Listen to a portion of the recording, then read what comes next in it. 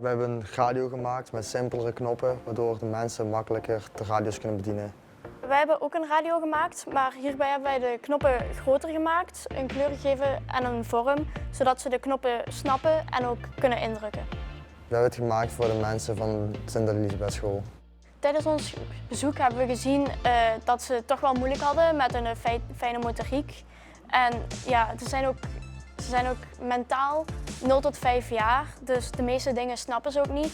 Dus we hebben ook echt geprobeerd om onze radio zo simpel mogelijk te maken. Dit is een pauzeknop, volgende liedje harder en terugknop. En er zitten aluminium plaatjes onder. Als je die geven een sensor door, als je hem aanraakt, dan gaat het tonen naar de Arduino.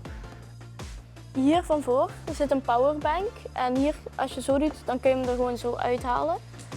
Dit is de aan- en uitknop. Dit is gewoon de pauzeknop. Dit is voor het volgende liedje en dit is voor het vorige liedje.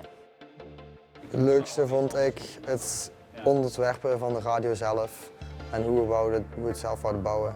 Wij hebben geleerd om onze problemen beter te kunnen oplossen, want we deden in het begin toch wel moeilijkere manieren om iets op te lossen. En we hebben eigenlijk uitgevonden dat er echt wel iets makkelijker is om dat op te lossen.